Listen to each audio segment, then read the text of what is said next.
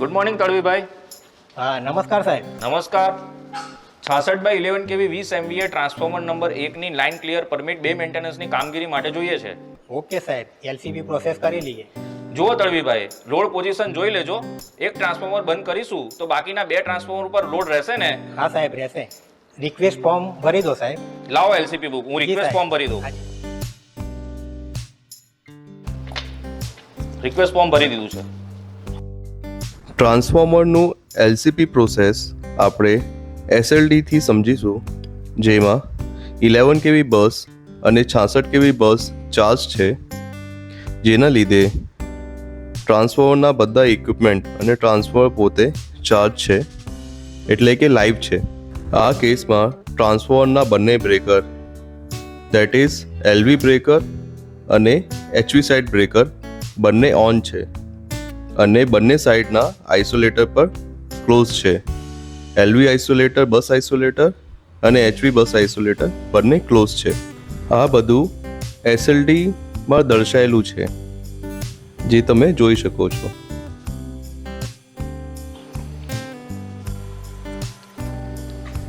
જુઓ તળવીભાઈ, હા સાહેબ. પહેલા એલવી સાઇડનું બ્રેકર બંધ કરજો, હા. ત્યારબાદ એચવી સાઇડનું બ્રેકર બંધ કરજો. આર્ક સૂટ, હેલ્મેટ અને હેન્ડ ગ્લોવ્સનો ઉપયોગ કરીને જ ઓપરેશન કરજો. જી સાહેબ. રાઠવાભાઈ, હા. ટ્રાન્સફોર્મર નંબર 1ની પ્રોસેસ ચાલુ કરવાની છે. ટ્રાન્સફોર્મર એલવી સાઇડ બ્રેકર સ્વિચિંગ અને એનાથી બીજા ઇક્વિપમેન્ટ પર શું ઇફેક્ટ પડશે એ સિંગલ લાઇન ડાયાગ્રામમાં જોઈ શકો છો. 3 ફેઝમાં 0 લોડ છે. બરોબર છે. આમાં પણ 3 ફેઝમાં 0 લોડ છે. હા. બ્રેકર ઓફ છે. મિકેનિકલી બ્રેકર ઓફ છે. Okay.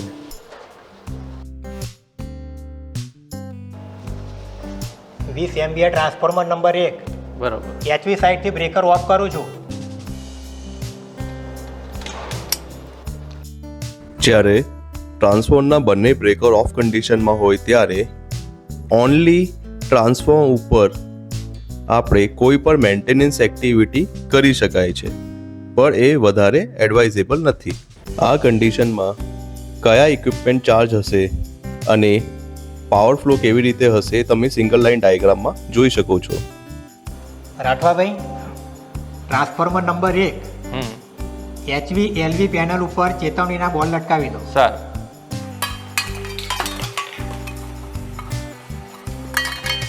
રાઠવાભાઈ, hand gloves, helmet, earthing rod અને ડેન્જર પટ્ટી લઈ લો, આપણે યાર્ડમાં જવાનું છે.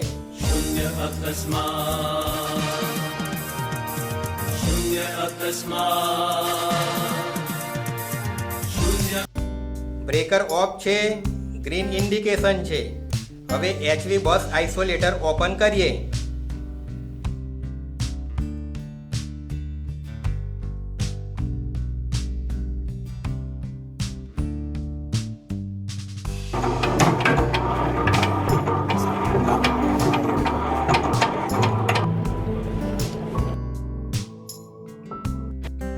એચવી સાઇડ આઇસોલેટર ઓપન કરવાથી આપણો સેફ વર્કિંગ એરિયા કેવી રીતે ચેન્જ થાય એ એસએલડીમાં જોઈ શકો છો.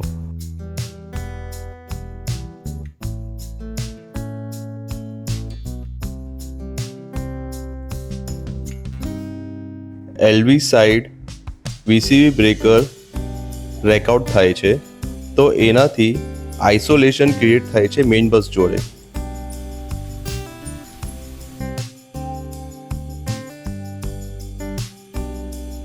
એલવી સાઇડ પીટી કનેક્ટેડ હોય છે, તો આ પીટી ઓપન કરવાની પણ જરૂર હોય છે, જે રેકઆઉટ કરીને થાય છે. તો આ છે સેફ વર્કિંગ એરિયા, જ્યાં કોઈ પણ maintenance activity local earthing provide કરીને કરી શકો છો. લોકલ અર્થિંગથી ટ્રાન્સફોર્મર એચવી સાઇડથી ડિસ્ચાર્જ કરીએ.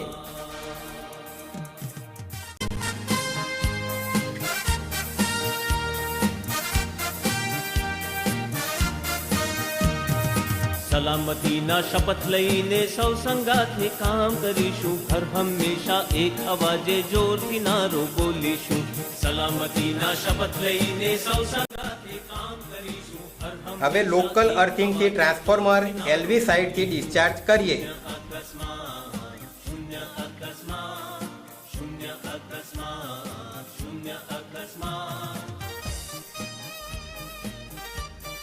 હવે ડેન્જર્સ પટ્ટીથી કોર્ડન કરી લઈએ. આ કોર્ડન ટેપથી સેફ વર્કિંગ એરિયા માર્ક કરવામાં આવે છે, જે તે કોઈ પણ માણસ ભૂલથી આ એરિયાની બહાર કામ ના કરે. સાથે સાથે સેફટી શૂઝ પણ પહેરીશું.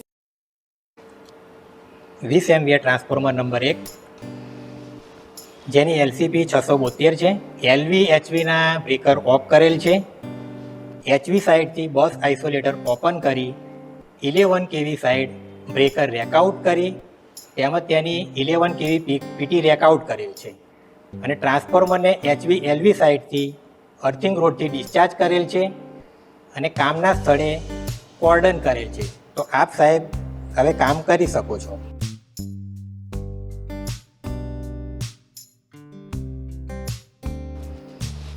ઓકે યસ સાહેબ. શર્મા સાહેબ અને madam, LCB number 672 20 MVA transformer number 1ની આવી ગયેલ છે. સૌ કર્મચારી મિત્રોને બોલાવીને આપણે ટૂલબોક્સ ટોક એટલે કે સેફટી ફોર્મ નંબર 2 ટ્રાન્સફોર્મર ઉપર શું કામગીરી કરવાની છે તેની વિશે ચર્ચા કરી લો. હા સાહેબ. કર્મચારી મિત્રો, આપ સૌ મજામાં ને? જુઓ, આજે આપણે 66/11 20 MVA ટ્રાન્સફોર્મર નંબર 1ની મેન્ટેનન્સની કામગીરી કરવાની છે, જેના માટે ટૂલ બોક્સ સ્ટોક એટલે કે સેફટી ફોર્મ નંબર 2 ભરેલ છે, જેમાં શું કામગીરી કરવાની છે તે દર્શાવેલ છે એ હું આપ સૌને સમજાવું છું. આ ટ્રાન્સફોર્મરમાં કામગીરી માટે LCP નંબર 672 છે. આ ટ્રાન્સફોર્મરની બે બાજુના ફીડર બે લાઈવ છે, 66 kV બસ લાઈવ છે તથા બસ આઇસોલેટરની એક બાજુ પાવર ચાલુ છે, જે આપ સૌએ ધ્યાન રાખવાનું છે.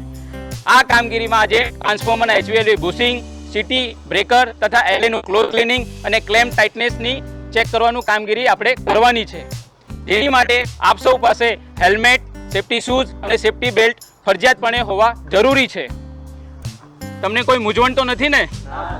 તો એલાઈ આ સેફટી ફોર્મ 2માં બધા કર્મચારી મિત્રોની સાઇન લઈ લો અને તમે બધા તમારા મોબાઈલ ફોન એલાઈને જમા કરાવી દો, જેથી આપણે કામ શરૂ કરી શકીએ.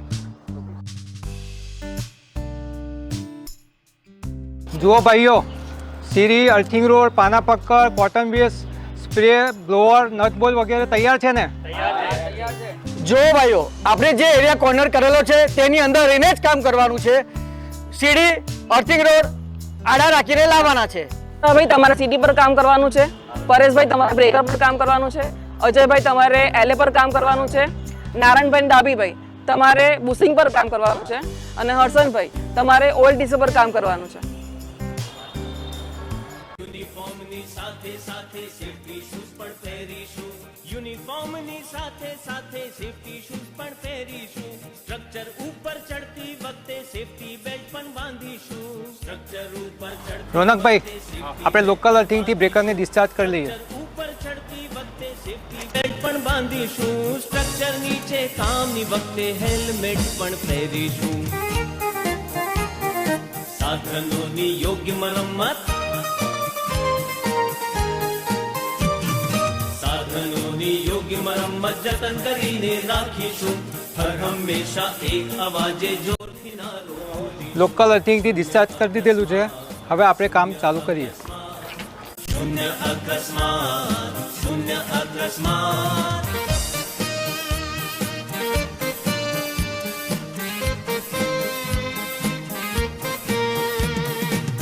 નિષ્ઠાથી સૌ કામ કરીશું. ધ્યેય હંમેશા એક જ રાખી નિષ્ઠાથી સૌ કામ કરીશું. મૂલ્યવાન આ જિંદગી માટે જોખમને દૂર રાખીશું. મૂલ્યવાન આ જિંદગી માટે જોખમને દૂર રાખીશું. વસાવાભાઈ, તમે સીટીના ટોપ કવરથી જ સાફ કરતા આવો અને સીટીનું ઓઇલ લેવલ પણ ચેક કરી લેજો. અજયભાઈ, તમે એલએના કાઉન્ટર કેબલ ચેક કરી લેજો. પરેશભાઈ, તમે બ્રેકરના મિકેનિઝમમાં મૂવિંગ પાર્ટ્સ પર સ્પ્રે મારી દેજો.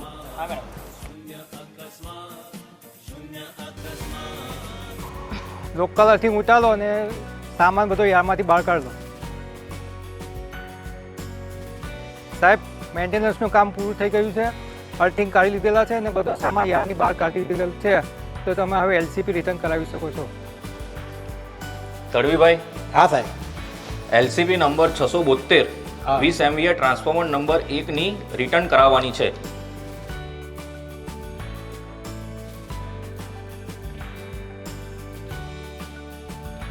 માણસો યાર્ડમાંથી બહાર આવી ગયેલ છે, મટીરિયલ યાર્ડમાંથી દૂર કરેલ છે, લોકલ અર્થિંગ દૂર કરેલ છે. ટ્રાન્સફોર્મર નંબર 1 તમે ચાલુ કરી શકો છો. ઓકે સાહેબ. જુઓ તડવીભાઈ, સલામતીના સાધનોનો ઉપયોગ કરીને જ ઓપરેશન કરજો. જી સાહેબ. So for more upcoming videos, keep on like, subscribe and share.